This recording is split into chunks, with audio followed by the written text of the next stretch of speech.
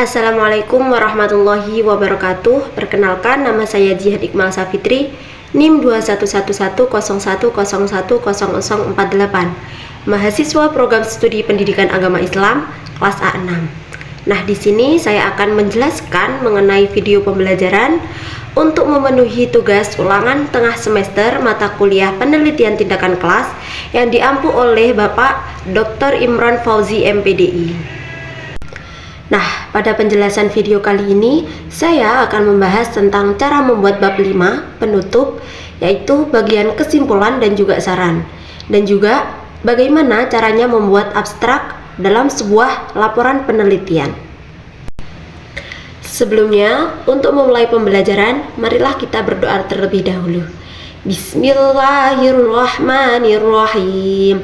Raditu billahi robba wa bil islami dina wa bi muhammadin nabiyyan wa rasula rabbi zidni ilma warzuqni fahman sahiha amin ya rabbal alamin. Nah, pada video pembelajaran kali ini pembahasan yang saya akan sampaikan yaitu mengenai kesimpulan, saran, dan juga abstrak. Baik, pembahasan yang pertama yaitu mengenai kesimpulan. Kesimpulan merupakan sebuah ringkasan dari hasil penelitian yang dirumuskan berdasarkan pada rumusan masalah.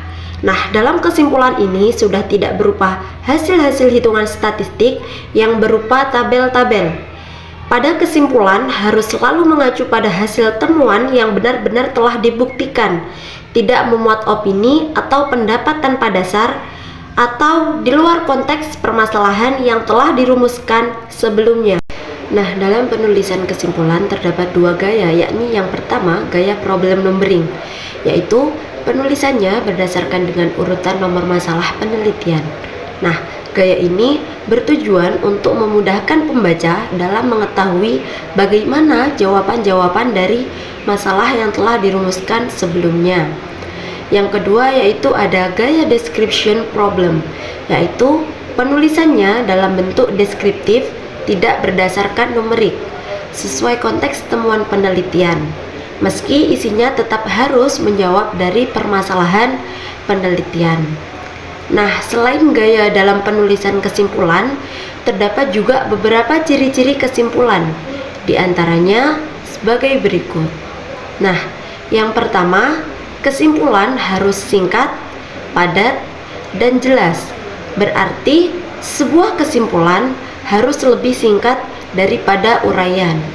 Nah, ciri yang kedua yaitu kesimpulan harus sesuai dengan uraian, di mana kesimpulan harus sesuai dengan rumusan masalah, tidak boleh melenceng dari pembahasan. Nah, ciri yang ketiga yaitu kesimpulan harus sesuai dengan tujuan penelitian. Maksudnya, jumlahnya tidak boleh melebihi poin yang terdapat pada rumusan masalah yang telah dibahas sebelumnya. Nah, selanjutnya dalam penulisan kesimpulan terdapat beberapa langkah-langkah, diantaranya sebagai berikut. Yang pertama, mampu memahami apa yang dicari dalam penelitian dengan melihat kembali dari tujuan penelitian atau pertanyaan penelitian satu persatu.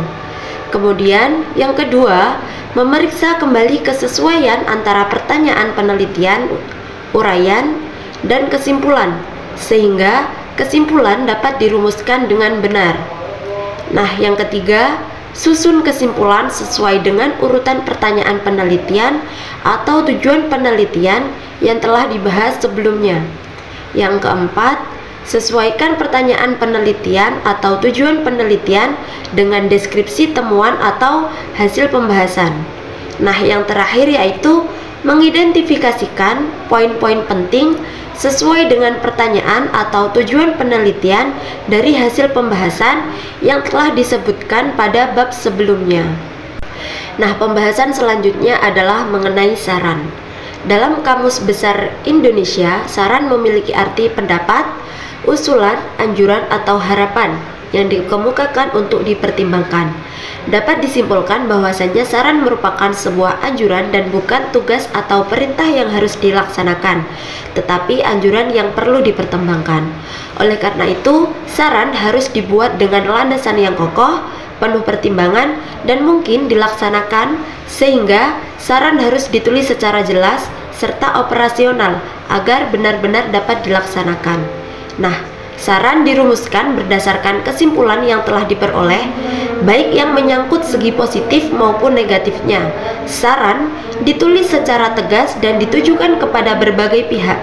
Saran bisa mengacu pada tindakan praktis atau pengembangan teoritis dan penelitian lanjutan.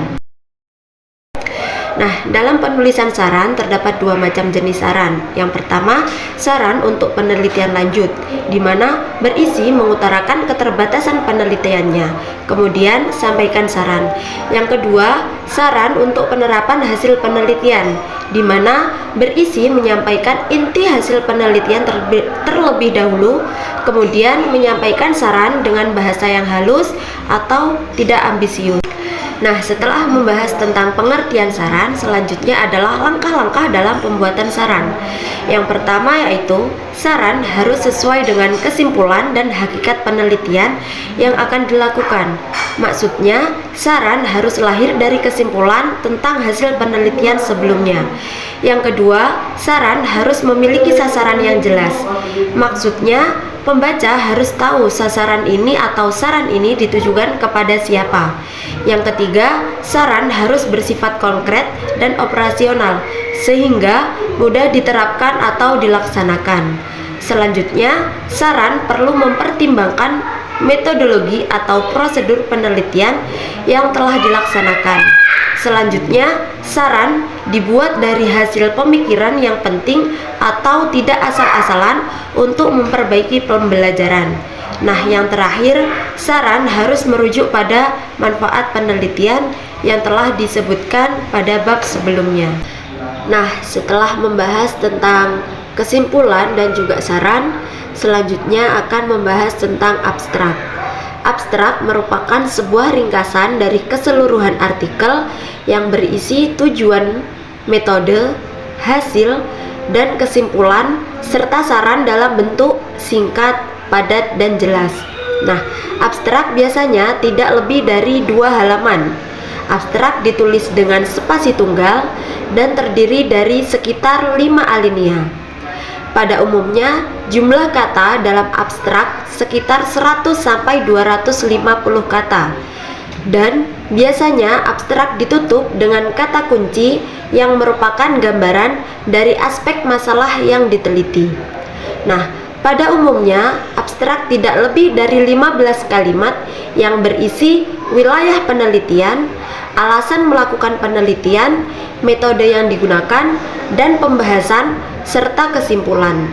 Abstrak seharusnya menyinggung setiap komponen utama usulan penelitian, kecuali anggaran. Nah, ada beberapa lembaga yang menggunakan abstrak sebagai alat untuk menolak usulan yang tidak cocok dan menyebarkan informasi. Oleh karena itu, abstrak hendaknya ditulis dan dilakukan secara cermat dan mudah dipaham oleh pembaca.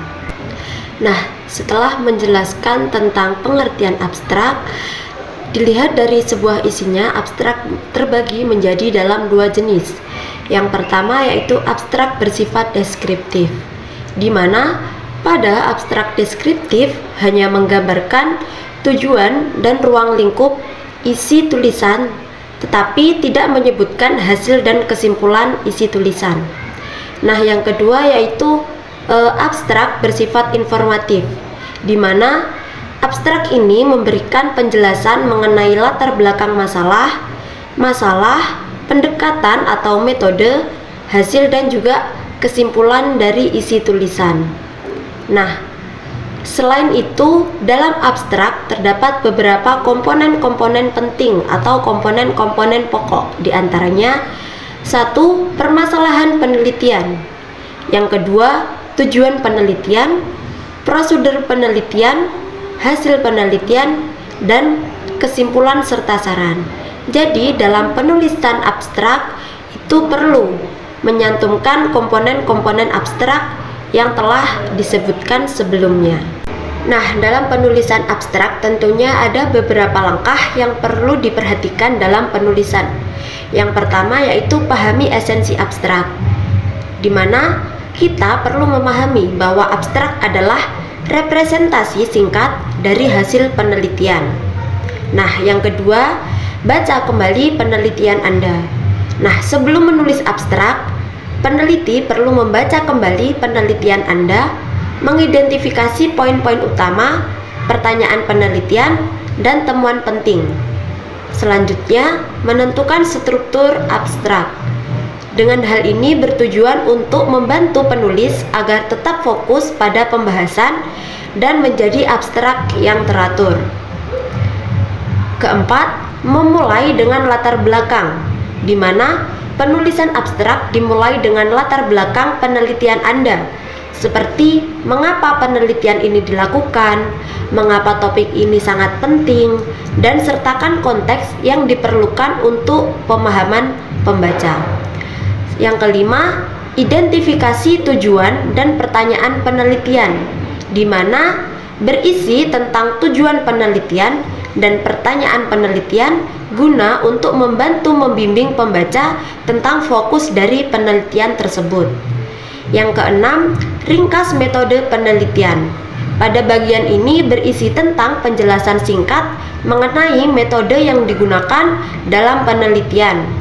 Selanjutnya, sajikan hasil utama. Nah, pada bagian ini berisi tentang temuan atau hasil penelitian yang penting atau menarik. Jika terdapat data kuantitatif, maka perlu menyebutkan angka penting. Jika penelitiannya berfokus pada kualitatif, maka fokus pada analisis atau pemahaman, berikan ringkasan tentang temuan utama. Selanjutnya, sebutkan kesimpulan dan implikasi, berisi tentang sajian kesimpulan dan implikasi yang lebih luas. Selanjutnya, gunakan bahasa yang jelas dan padat. Nah, pada bagian ini abstrak perlu menggunakan bahasa yang jelas guna untuk menghindari penggunaan kata-kata yang berlebihan atau jargon yang tidak diperlukan. Selanjutnya, edit dan revisi. Setelah penulisan abstrak perlu adanya edit dan revisi guna untuk memastikan kalimatnya jelas dan bebas dari kesalahan. Selanjutnya, tetapkan batasan waktu. Tetapkan batasan ini ketika Anda menulis abstrak guna untuk membantu Anda fokus dan mencegah menghabiskan terlalu banyak waktu pada tahap ini. Nah, kemudian langkah yang terakhir yaitu periksa kesesuaian dengan pedoman. Nah, pada bagian ini peneliti perlu memeriksa kembali struktur penulisan abstrak sesuai dengan pedoman yang telah dianjurkan. Selanjutnya, dalam penulisan laporan hasil penelitian, tentunya peneliti perlu memperhatikan sistematika dalam penulisan yang meliputi bab 1 pendahuluan, bab 2 kerangka teoritis, bab 3 metode penelitian, bab 4 pembahasan hasil penelitian, dan yang terakhir bab 5 yaitu kesimpulan dan saran. Nah, selain itu, dalam penulisan hasil penelitian, peneliti juga memerlukan adanya abstrak dengan tujuan untuk mempermudah pembaca menemukan pokok pembahasan. Nah, dari hasil penelitian tersebut. Oleh karena itu, dalam penjelasan ini saya menjelaskan tentang bagaimana cara membuat penutup, yaitu kesimpulan dan juga saran, serta bagaimana cara membuat abstrak. Nah, mungkin itu saja yang dapat saya sampaikan mengenai bagaimana cara membuat bab 5, penutup yang berisi kesimpulan dan saran, dan juga bagaimana cara membuat abstrak. Kurang lebihnya, mohon maaf. Terima kasih atas perhatiannya. Sampai ketemu lagi di pembahasan selanjutnya. Wassalamualaikum warahmatullahi wabarakatuh.